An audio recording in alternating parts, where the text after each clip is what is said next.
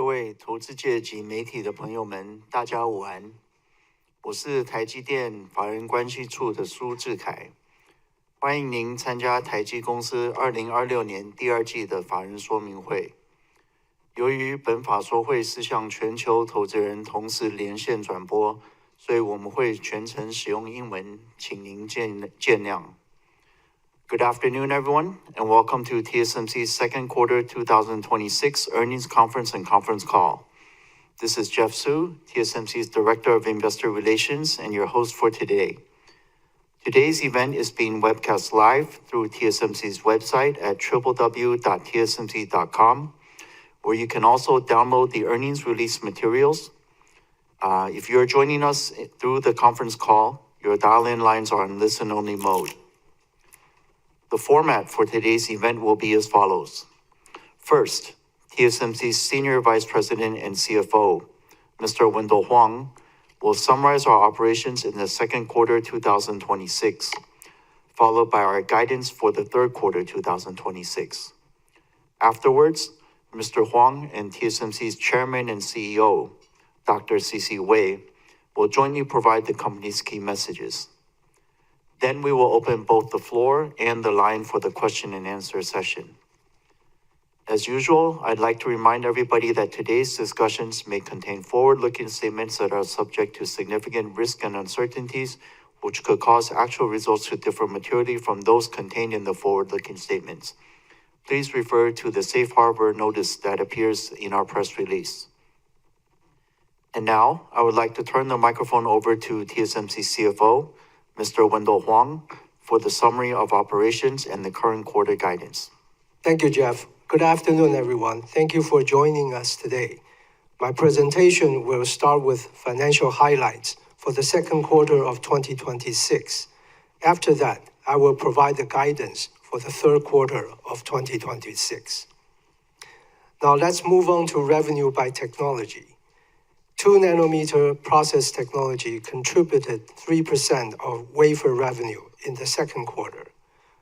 3nm, 5nm, and 7nm accounted for 30%, 33%, and 11% respectively.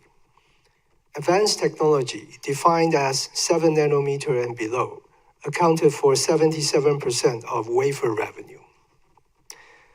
Moving on to revenue contribution by platform. HPC increased 20% quarter over quarter to account for 66% of our second quarter revenue. Smartphone decreased 4% to account for 22%. IoT increased 4% to account for 5%. Automotive increased 15% to account for 4%. DCE increased 5% to account for 1%. Moving on to the balance sheet. We ended the second quarter with cash and marketable securities of 3.5 trillion NT, or $110 billion. On the liability side, current liabilities increased by 144 billion NT quarter over quarter, mainly due to the increase of 58 billion in accounts payable and the increase of 48 billion in accrued liabilities and others. In terms of financial ratios, accounts receivable days increased by 3 days to 29 days. Inventory days increased 7 days to 87 days, primarily due to the ramp of N2 technology. Regarding cash flow and CapEx, during the second quarter, we generated about 783 billion NT in cash from operations, spent 496 billion in CapEx, and distributed 156 billion for third quarter 2025 cash dividends.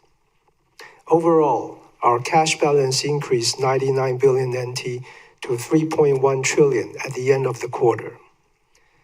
In US dollar terms, our second quarter capital expenditures total 15.7 billion. I finished my financial summary. Now let's turn to the current quarter guidance. Based on the current business outlook, we expect our third quarter revenue to be between $44.6 billion and $45.8 billion US dollars, which represents a 12% sequential increase or a 37% year-over-year increase at the midpoint.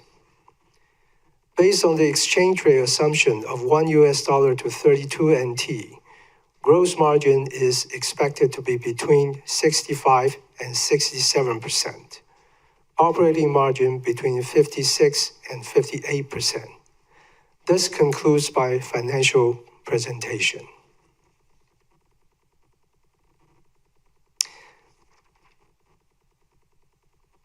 Now let me turn to our key messages.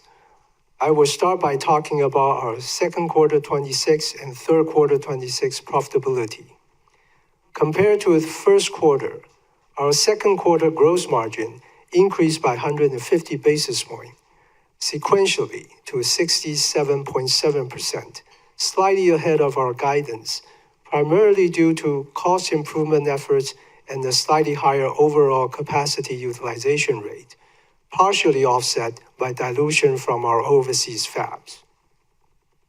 We have just guided our third quarter gross margin to decrease by 1.7 percentage points to 66% at the midpoint, primarily as we expect the steep ramp-up of our 2-nanometer technology to dilute our gross margin by about 3 to 4 percentage points. This dilution is expected to be partially offset by very strong demand for our leading-edge technologies and continued cost improvement efforts, including productivity gains and across-node capacity optimization. Looking at the second half of the year, given the 6 factors that determine our profitability, there are a few puts and takes that I would like to share. First, we expect the steep ramp-up of our 2-nanometer to dilute our gross margin by about 3 to 4 percentage points in the second half of the year.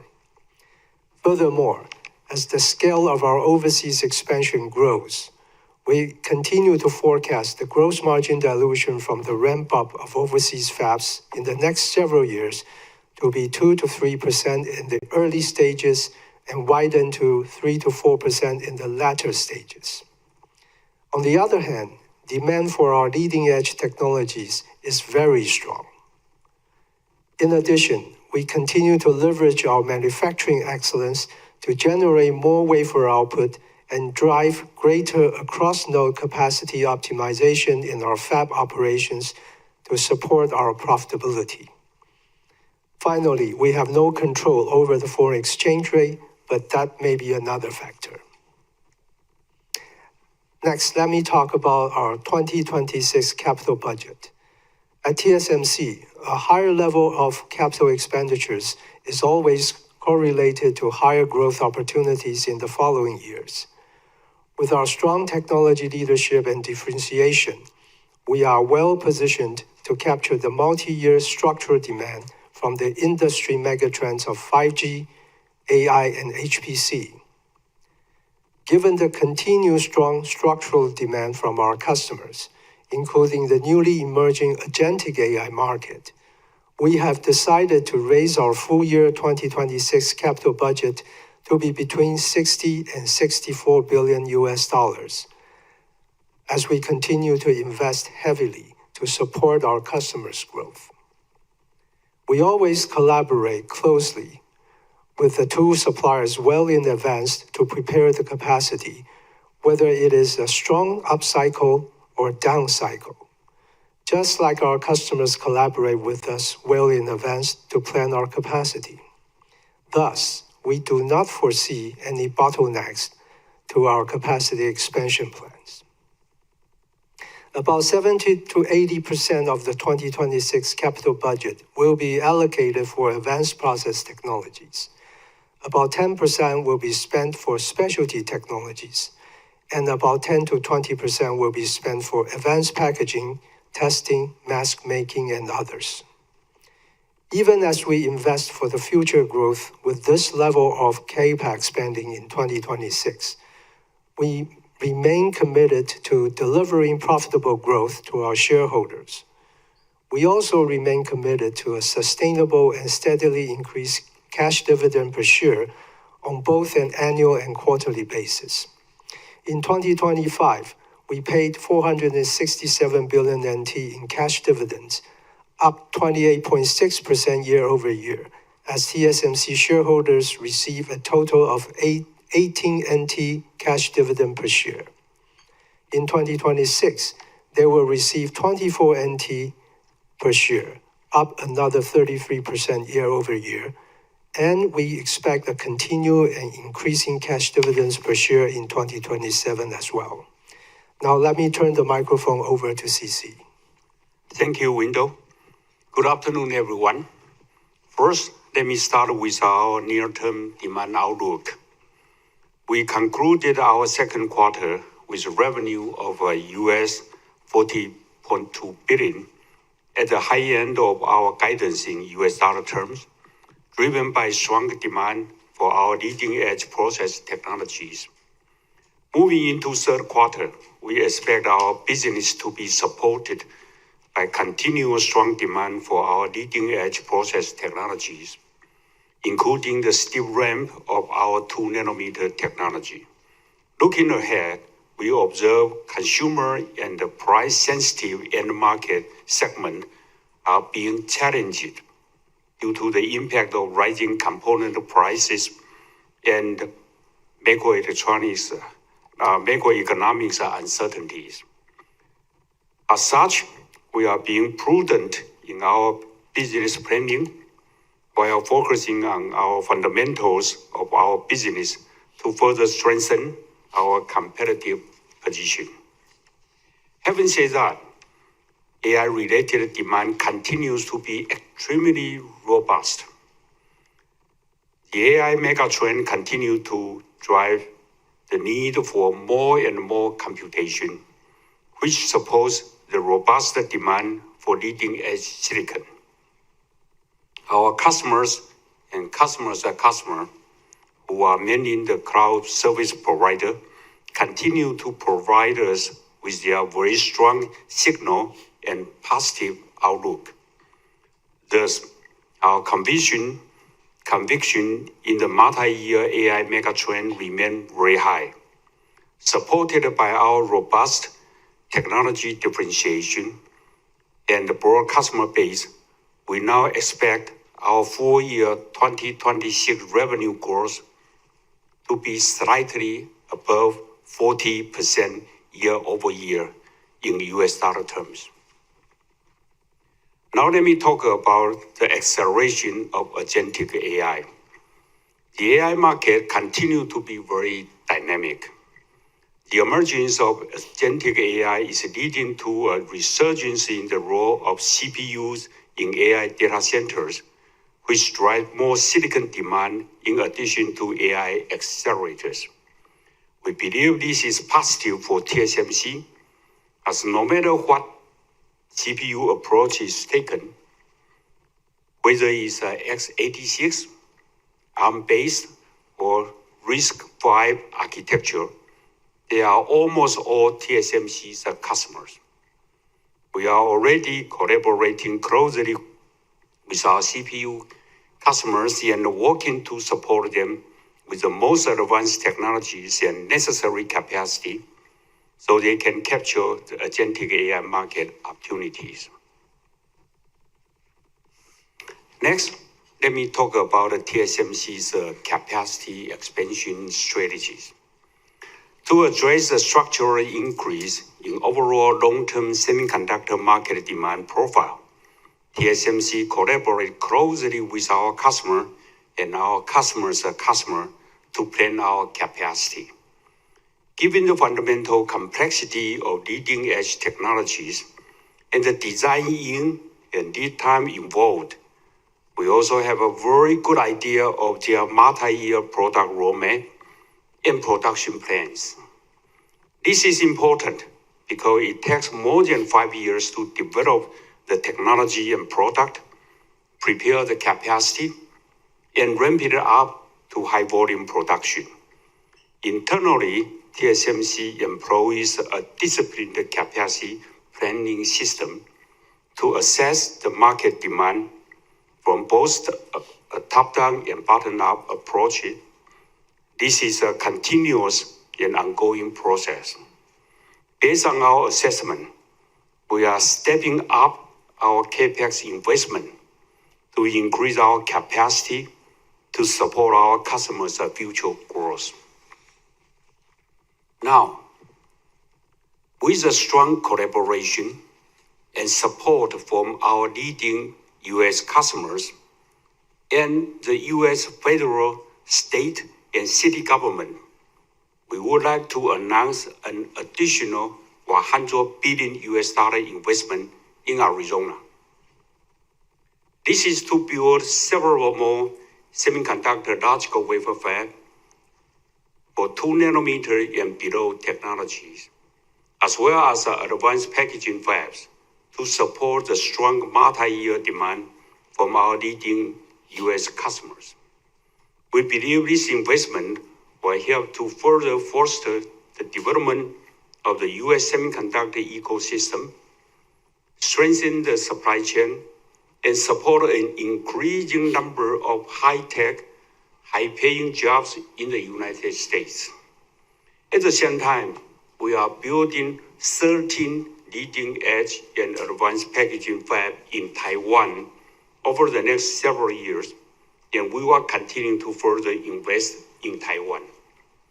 Therefore, TSMC's semiconductor technology and manufacturing will continue to play a pivotal role in supporting the global semiconductor industry while unleashing our customers' innovations. Now let me talk about the current N3 capacity expansion.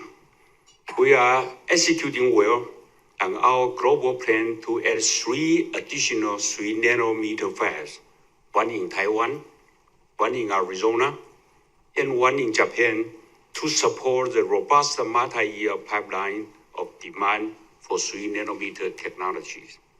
In addition to all the new fabs, we continue to convert 5 nanometer tools to support 3 nanometer capacity in Taiwan. We are also leveraging our manufacturing excellence to drive greater productivity across our fab in all locations to generate more wafer output. We are also focusing on capacity optimization across nodes, which including flexible capacity support among N7, N5, and N3 nodes. In summary, we are using multiple levers to do everything we can, wherever we can, however we can, to maximize the support to all our customers. Now let me talk about our mature node strategies. TSMC's strategy at mature node has not changed. Our first priority is to fully support our customer. And now we continue to increase, not decrease, our mature node capacity in the higher value added segment. For example, we are increasing our mature node capacity through JASM Fab 1 in Japan for CMOS image sensor application, and ESMC in Germany for automotive and the industrial applications. In today's market, outside of specific areas such as power management IC and CMOS image sensor, the mature node demand in other commodity areas is not that strong. Thus, TSMC will continue to focus on the higher value added and strategic segment by ensuring we have a necessary capacity to support our customers' growth. Finally, let me talk about our A14 status. As I mentioned a few minutes ago, the complexity of leading-edge technology continue to increase. The lead time to develop a new technology such as A14, building the capacity, and then ramping it up now takes 5 to 7 years. There are no shortcuts. Our A14 technology representing the second generation of nanosheet transistors and deliver another full node stride from N2 with performance and power benefit to address the insatiable need for high performance and energy efficient computing. Compared with N2, A14 will provide 10 to 15 speed improvement at the same power or 25 to 30 power improvement at the same speed and close to 20% chip density gain. A14 technology development is on track and progressing well. Internal product light vehicle demonstrate close to 90% device performance and close to 90% 256 megabits SRAM yield. We are observing a strong level of customer interest and engagement from both smartphone and HPC AI applications, and customer now tape-out activity is ongoing and ahead of schedule. Pre-production was started in 2027, and volume production is scheduled for 2028. With our strategy of continuous enhancement, we also introduced the A13 and A12 as an extension of the A14 family. A13 represents a further advancement over A14, achieving an over 6% die area saving through an innovative 97% optical shrink. Through continuous design technology co-optimization, A13 also drive further performance and power efficient improvement. A13 design rules are backward compatible with A14 to ensure smooth IP migration. We also introduced A12, which will bring our innovative superpower rail technology to the A14 platform for superior performance, power, and area benefit. Both A13 and A12 are scheduled for volume production in 2029. We believe A14 and its derivative technologies will propel our A14 family to be an even larger and long-lasting node for TSMC than N2. Just like a 2 nanometer technology is a larger and longer-lasting node than 3 nanometer. And here further extend our technology leadership position well into the future. This concludes our key messages, and thank you for your attention. Thank you, CC. So this does conclude our prepared statements. Before we begin the Q&A session, again, I would like to remind everybody to please limit your questions to 2 at a time to allow all the participants an opportunity to ask their questions. Questions will be taken both from the floor and from the call online. Should you wish to raise your question in Chinese, I will translate it to English before our management answers the question. So for those of you on the call, if you'd like to ask the question, please press star, then 1 on your telephone keypad now. If at any time you'd like to remove yourself from the questioning queue, please press star 2.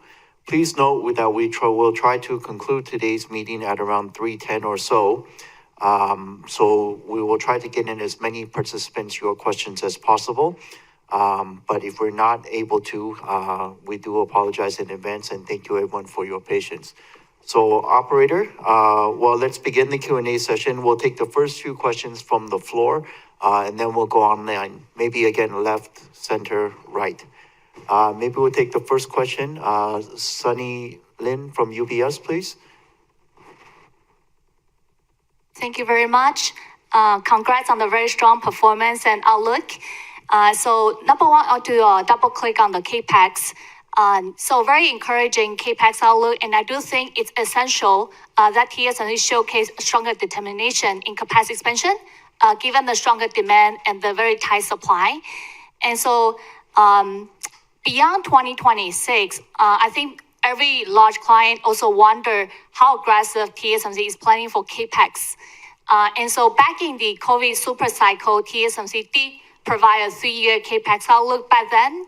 And so I wonder at this point, will it be possible for you to share any color, maybe for the coming 3 years CAPEX? Thank you.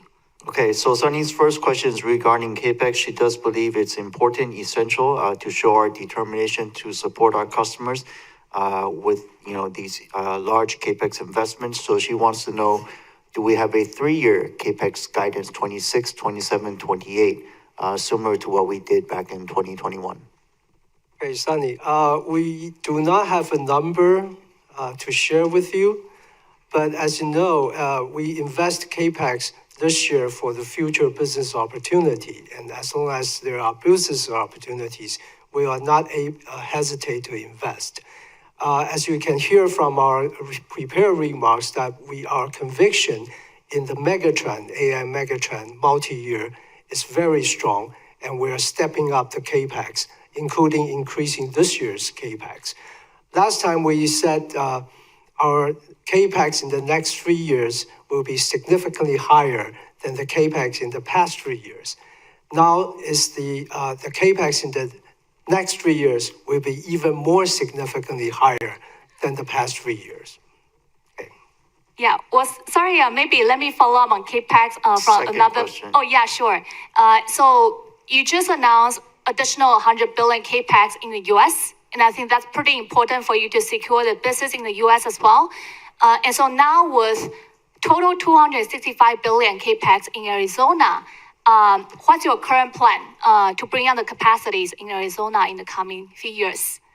Okay, so Sunny's second question is on to, CC said investing an additional 100 billion in Arizona based on the strong demand from our customers. So the total investment now is 265 billion.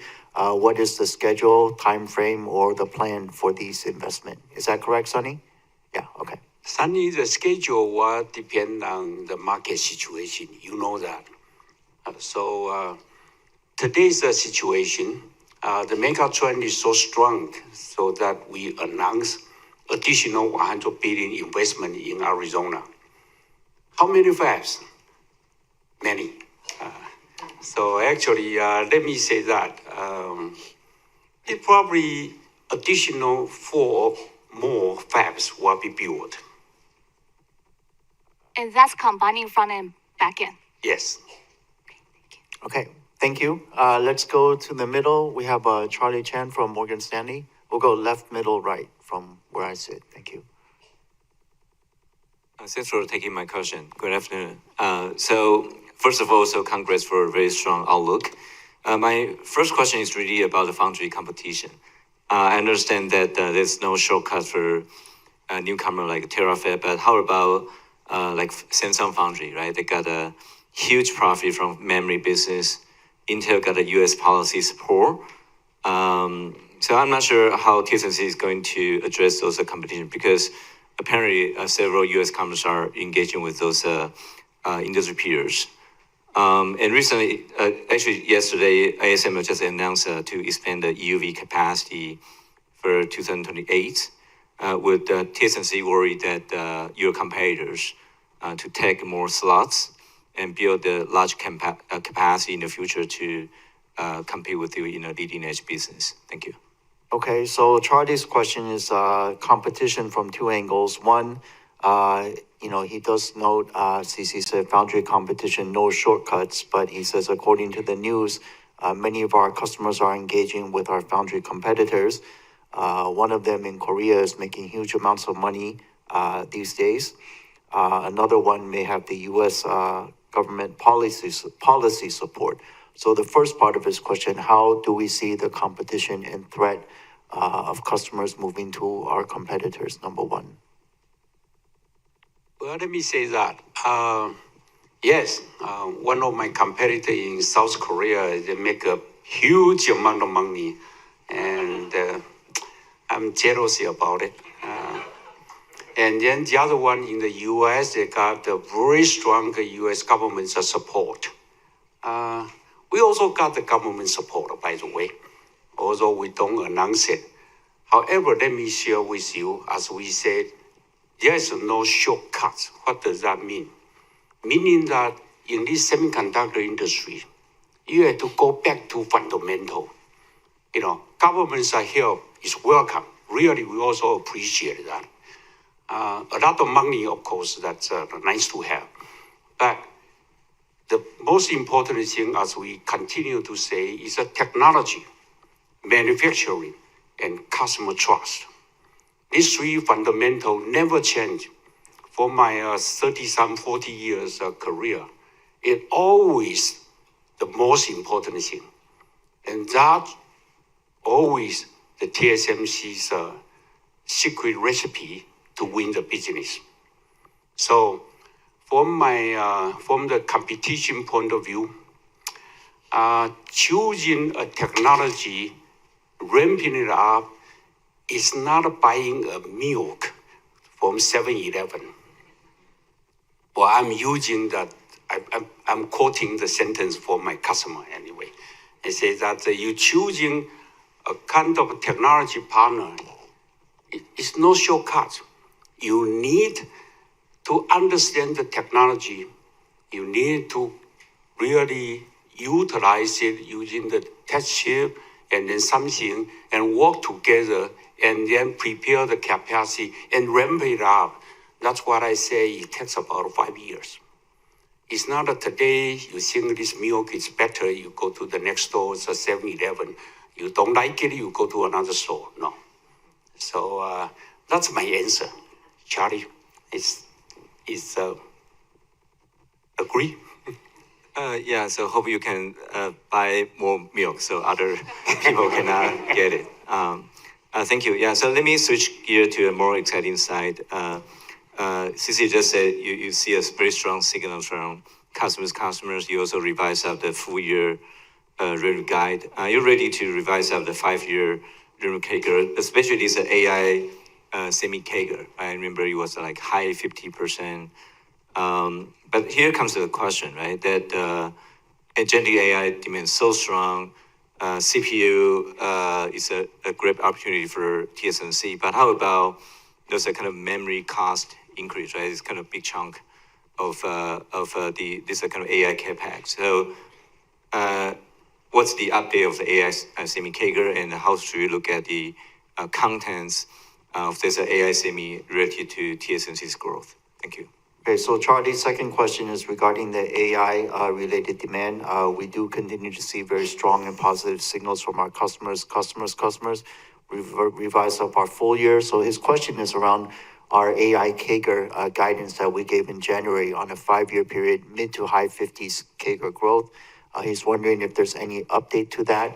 Agentic AI, a new opportunity. What is our definition of AI accelerator? Do we include that? And what is the CAGR? Charlie, if you read our message that we continue to invest more, we increase the capex with a good reason. So if you're asking about the AI's CAGR, let me give you not a number, but it's stronger and stronger and stronger.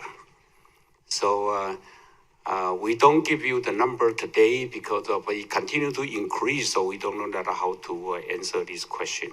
But stronger than what we said before. Okay, Okay. great. Yeah. Thank you. Thank you, Charlie. All right, let's move to this side.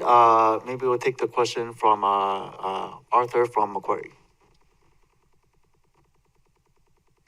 Hi, first, congrats on the strong execution and performance. My question is regarding the new advanced packaging technology. We noticed that especially the EMIB-T is gaining the traction. So how will TSMC react this request?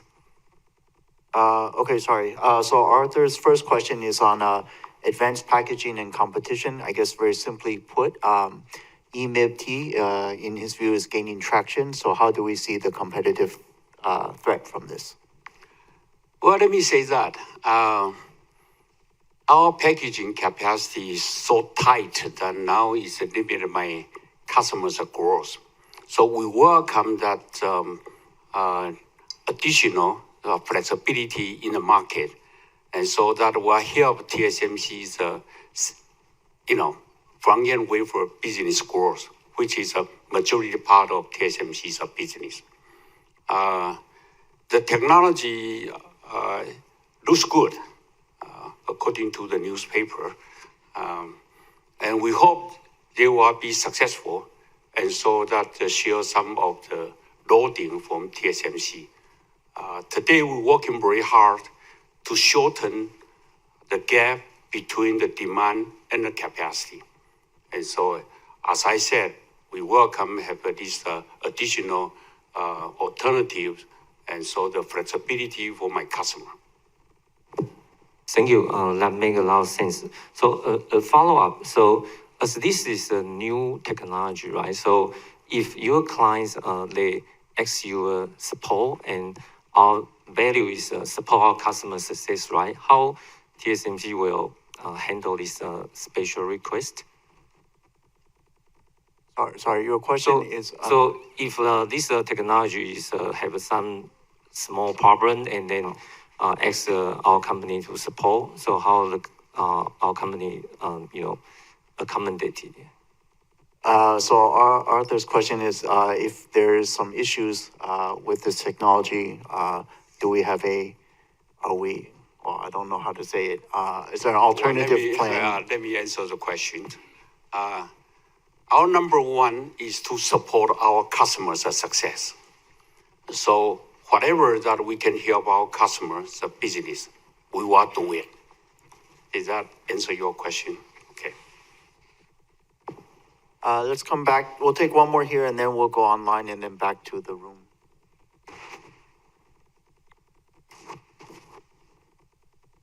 Go. Yeah, hi. Thanks, CC and Wendell and Jeff. First question on maybe since you're not wanting to give a longer-term numerical guidance, could you talk a little bit about the philosophy of how you are expanding capacity? Obviously, customer feedback, customers' feedback is important. Do you also consider competitive pressure? Because as a outright market leader, having like undersupply for a very long period of time is not really desirable for TSMC, right? You probably want a market which is more balanced. So when you think about your capacity expansion, like how long do you think it takes to fulfill the demand as you see right now? That's one. And second,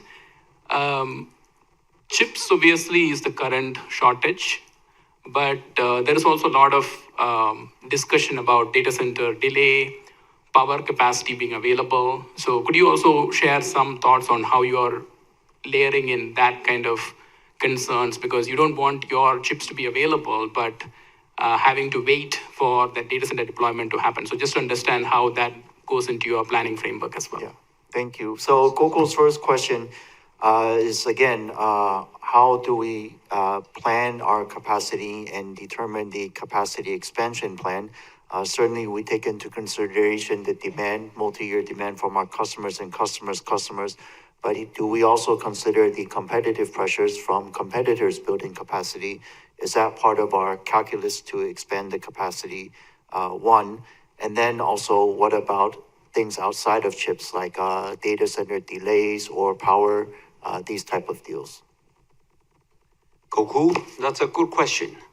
Definitely, every time when we think about the business, we consider the competition. That's a number one.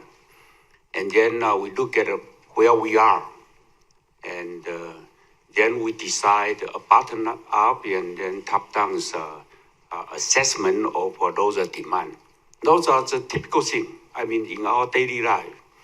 So we make a lot of judgment, and then we be more careful. We talk to customer, and customers are customer. Those are the CSPs. And then we get all their input for the demand. And then we make a judgment.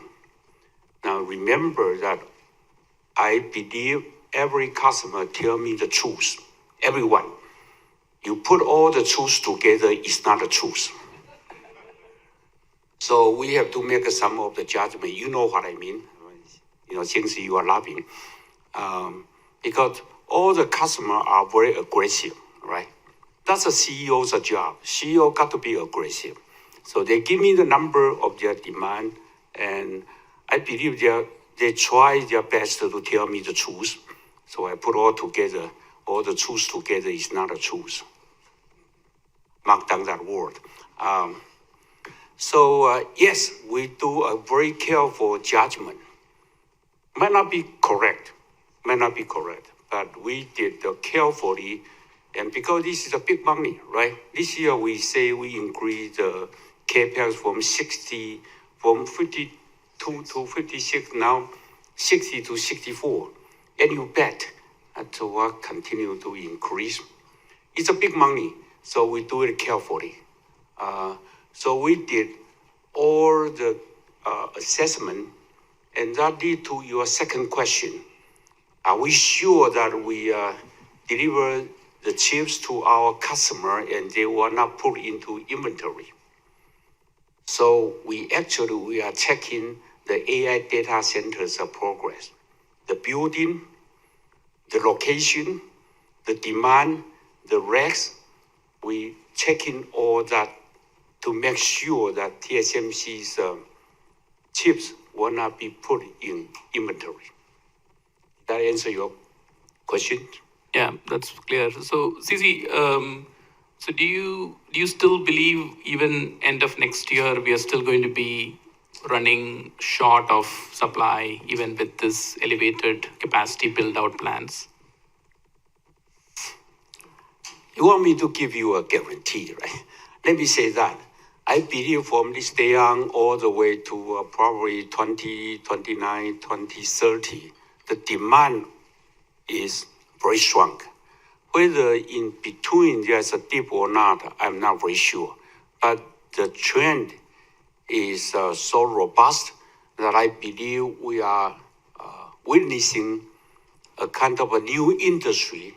I would like to say the new industry called the AI industry, which is so common in our daily life because it's going to affect our automotive, affect the humanoid robot, and also impact to all the industry.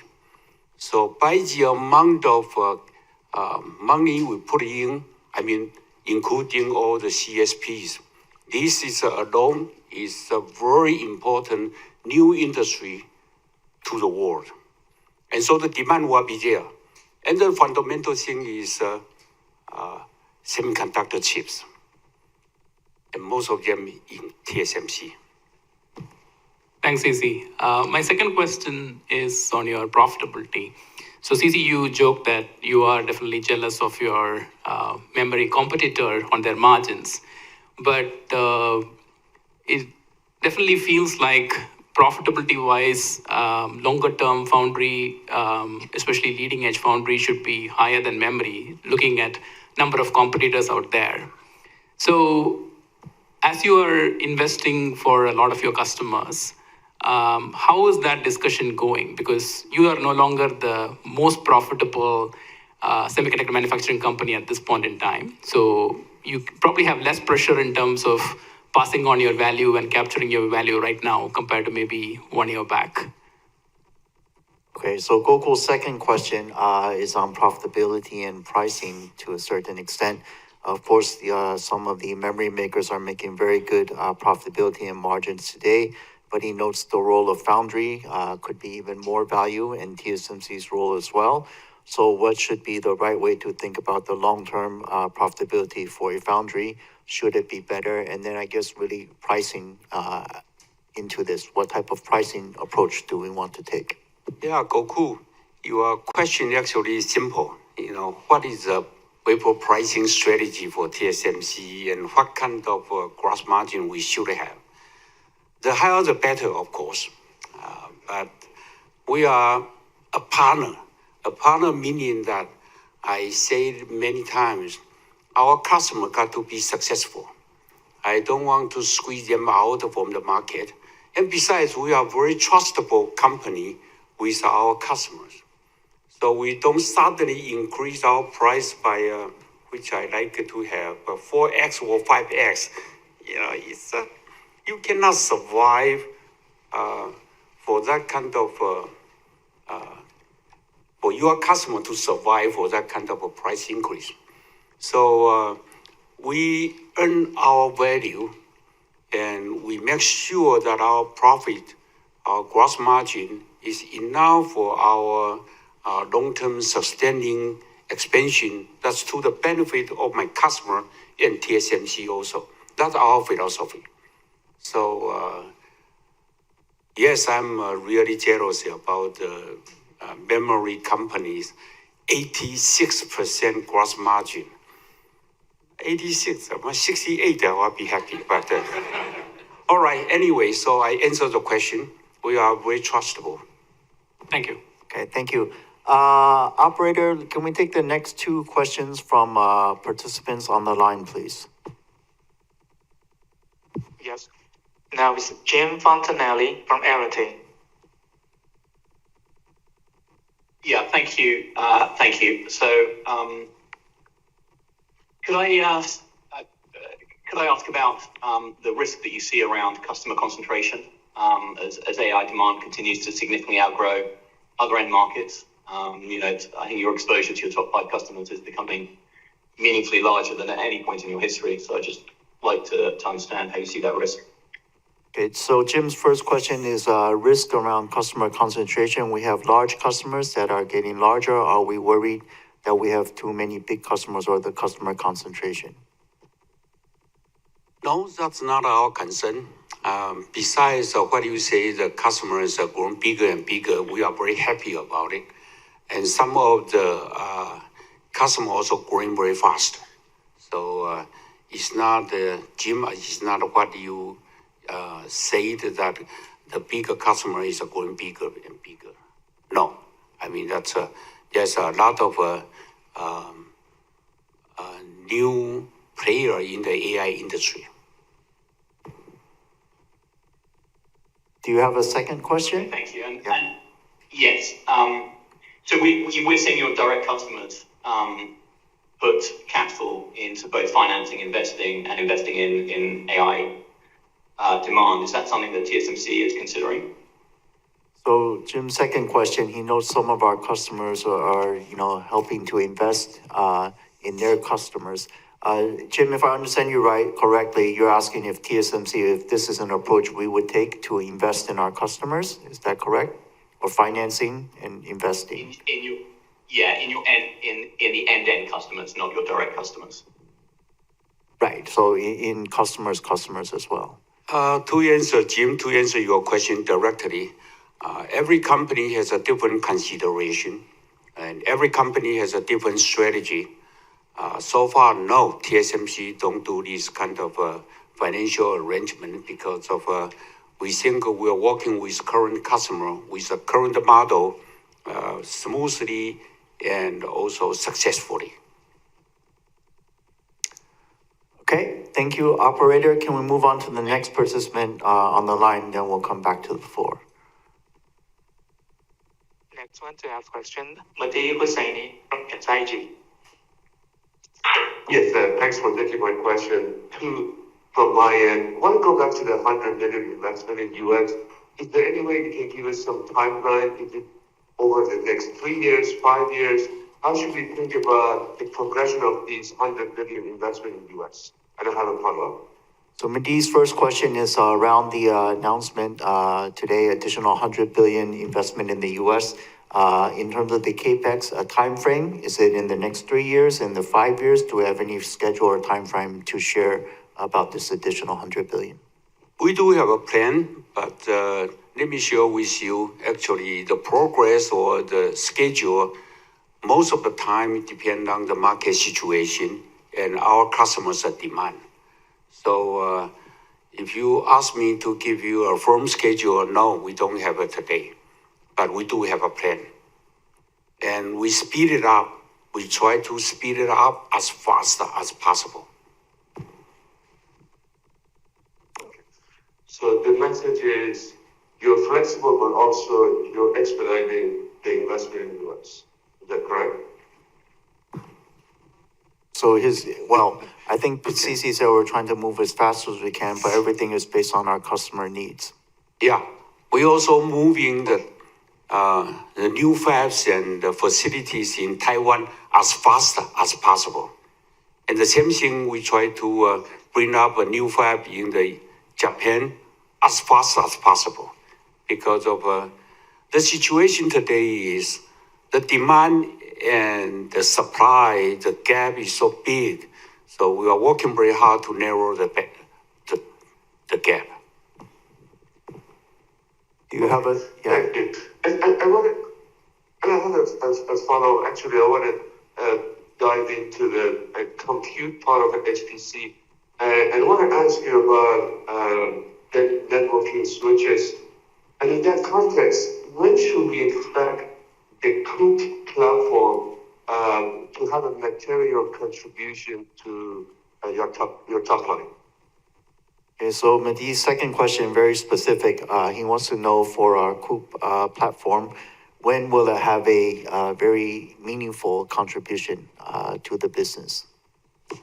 We start the production right now, and it will be ramped up. As time goes by, I think the AI data center need to lower down the power consumption and increase the bandwidth of the communication channel. So I believe the COOP will continue to increase the demand, and then will become a very important technology in the next few years. Okay, thank you. Let's come back to the floor. We'll take the next question from Citibank, Laura Chen. Thank you very much for taking my questions. And my first question is also about very promising outlook as TSMC raised the capex and also the growth outlook for this year. In particular, I think CC, you mentioned about the agentic AI and the CPU growth potential. But can you give us more update among that AI, different kind of chips between GPU, accelerators, or CPU? What you see the growth potential and your visibility. Thank you. So Laura's first question is around sort of the outlook. We obviously raised the capex and growth outlook for this year. She wants to know within the AI, the outlook for agentic AI and CPUs versus AI accelerators, GPUs, etc. How do we see these segments? Laura, I don't think I can give you a very specific number, but let me share with you, all of them are in TSMC, and they're also using the same kind of leading edge technologies. We working with our customer to allocate the wafer, the supply to balance the CPU, GPU, XPU's ratio. Okay. Okay, thank you. That's that makes sense. And then my second question is also about the advanced packaging. We know that during the symposium, TSMC previously already announced 14 times reticle CoWoS roadmap to enable larger AI packaging. But at the same time, we also noted that TSMC maybe last month in Japan, you showed the substrate developments for CoWoS to enable some of the glass technology. So I'm just wondering if you can give us more like technologies progress update on the different kind of technology for glass core or glass substrates or glass carrier. What's the progress at TSMC right now? Thank you. So Laura's second question is on advanced packaging. She notes, as we said, we roadmap to even larger than 14x reticle size with CoWoS. But she also wants to know the technology process in newer areas like glass substrates, glass cores. What is the progress and status? We are, let me say that today the majority is still CoWoS, right? And we are developing that alternative, try to lower down the cost. And we also work with substrate vendor so that our customer can have their product be in the market. The progress, we're building a pilot line that I announced a few quarters ago. And it will take about another 1 year to be mature so we can put it into the production with our customer. Okay. Thank you. Thank you. Let's move to this side of the room. Bank of America, Haslu, sorry. Yes, thanks CC, Wendell, and Jeff for taking my questions, and congrats on the great results. My first question is regarding your capex and sales. You gave pretty solid capex outlook for this year, and also said the capex outlook in the next couple of years will continue to be pretty significant.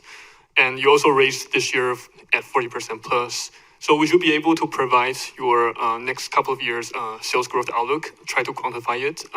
And relatedly, I think also on that topic is whether you can just try to break down which part of the demand you are seeing as the key driver for you to raise your capex and also for this year's demand. Is it still mostly driven by cloud computing, or it is proliferating to edge computing?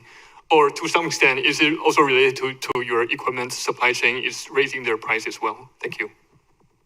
Okay, that's several questions in one. So I'm going to take that as 1.5 questions at least. But basically, Haas is asking with the capex increase and the revenue increase this year, I think he's trying to look at intensity, but he wants to know what about the revenue guidance for the next several years.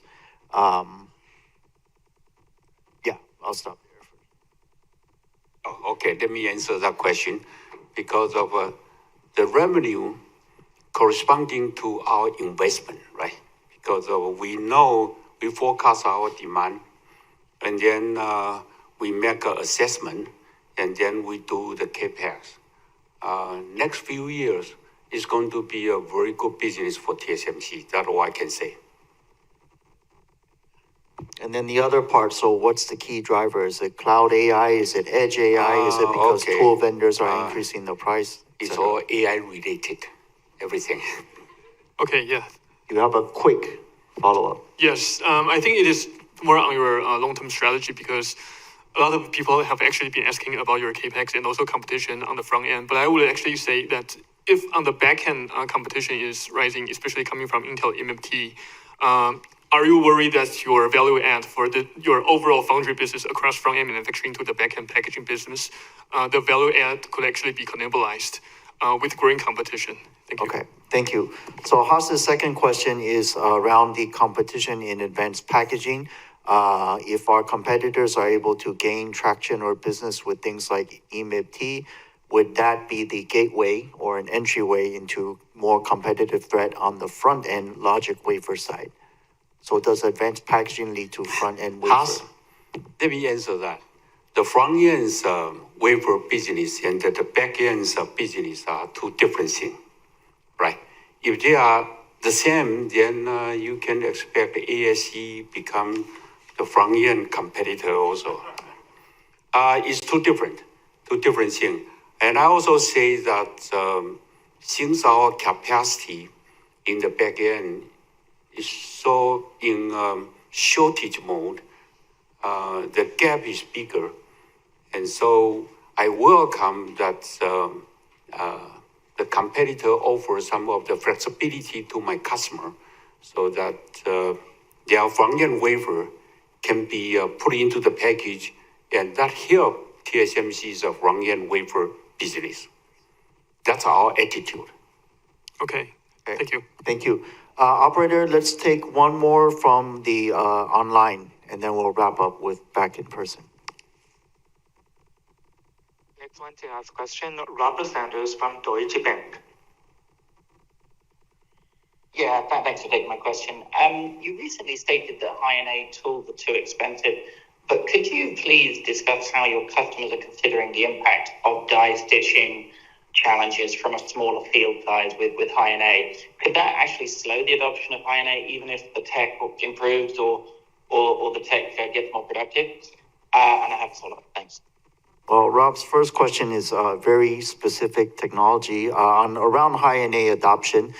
He wants to know the customer's feedback on the challenges with die stitching. Is this an impediment or barrier to High-NA adoption in our view? You got a very detailed understanding of the High-NA. Today, the field size is only 1/2. and we put that one into our consideration of the manufacturing cost and something. Again, let me answer this question quickly. Whether we use a high, let's assume that, all right? We understand it's a very high performance.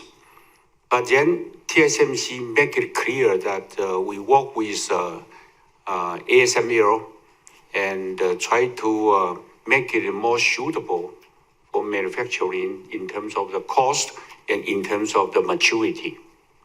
So we always consider that technology, maturity, and the cost, and whether we use it or not. Okay. Okay, thank you, CC. Do you have a second question, Robert? Yeah, just a quick follow-up. I think all of us on this call are assuming that the unconstrained demand for 3 nanometer and below is sort of 30 to 50% above your ability to supply. Is it in fact much larger than 30 to 50% above? Because it feels like it might be based on what you're saying, because I think all of us are assuming it's sort of solvable over the next 3-4 years, but it sounds like the number could be much larger. Thank you. Well, those are your numbers, but Robert is asking demand in excess of supply. Is it 30 to 50%? Is it something even larger? Do we have a number to share? No, we don't have a number to share because of, let me say that the gap is very big. Bigger than, sorry, I don't want to make a comment on the memory, but a very big gap. Okay. We have about 9 minutes left. We'll come back to the floor with any question. Let's take one from here. Evelyn Yu from Goldman. Thank you for taking my question. Because we mentioned a lot on that we're going to step up our capacity growth, but I'm just trying to quantify here because I noticed that during your symposium that you actually mentioned about 2 nanometer family capacity growth will be growing at around 70% CAGR from 26 to 28, and N3 plus N5 to grow by 25 CAGR from 22 to 27. So I was just wondering, are those numbers still right assumptions today? Are we seeing actually any changes over the past quarter, and how should we compare with the non-supporting demand out there? Okay, so Evelyn's first question is around capacity growth. She knows during the symposium we did share some 5-year CAGR growth numbers for 2 nanometer around 70% CAGR, and then 3 nanometer around, I guess, I can't remember the exact, but 25%. So are those numbers still the same, or has it changed now that our CAPEX and stuff? Did we say that in technology symposium? Oh, we show the chart. Okay, now is bigger. That's all I say. You have a second question. Okay, thank you. Very good direction. All right, my another question's touch based on the advanced packaging side, because you always bundle the advanced packaging CapEx together with testing, mass making, and others. That's around 10 to 20% of total CapEx. And so one thing I'm trying to figure out here is that how much of that actually goes to advanced packaging alone? And because given that advanced packaging is capital intensive, less capital intensive versus front end, so how should we think about a gap between its rising revenue share and its CapEx share over the next few years? And well, I think finally is that as it becomes more important, how should we think of maybe you should consider breaking it out as a separate CapEx item going forward? Okay, so Evelyn's question is around advanced packaging. She wants to know when we guide for the CAPEX, of course, we guide it in a bucket of packaging, testing, mass making, and others together. Why do we not separate out just into packaging specifically? Her suggestion is we should, but I think more, so that's part of it, number one, the CAPEX breakdown. Evelyn, let me say that we try very hard to make sure that our CAPEX number is correct, but with a flexibility between the front end and the back end. Sometimes we have a bottleneck, so we put more money to buy the bottleneck tools. and sometimes it's in the front end, sometimes it's in the back end. But in the ballpark, the percentage is just like a window share with everybody. For long term, I mean that the back end is about 10 to 20. Oh, that's a big range. Anyway, so that we, all I can say is that still 10 to 20. Because of, as I said, actually, I'm very honest to tell you that as time goes by, some of the customers of product need more tester. You cannot believe that. I mean, so the tester in shortage, so we had to put more capex in the tester, or in the packaging, or in other areas. So that's why we cannot very specifically say which area we put how much of the capex. That's too specific. Yeah. Okay. The last participant, KGI Felix Pan. Thank you for being patient. Hello, good afternoon. Thank you for taking my question. So my first question is regarding to the capex revision. So from year to date, so TSMC raised the capex guidance by almost 10 billion US dollars. So can you give me some color? Where is the upside from? How you guys see the difference from 6 months ago? Is that from like CPU accelerator or memory companionship or backend CoWoS expansion? Just the upside. How we see things differently from 6 months ago? Okay, so Felix is noting in January we guided for 52 to 56 billion. In April we said closer to 56. Now 60 to 64. So we have increased the capex guidance. What is driving this? Is it agentic AI only? Is it packaging? Is it AI accelerator?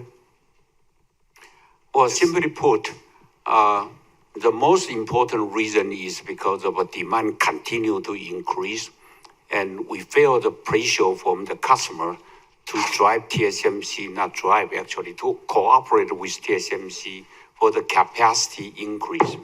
That's one of the major reasons. The second reason is inflation. Now we buy the tools with the inflation price. Okay, you understand what I say? Okay, thank you.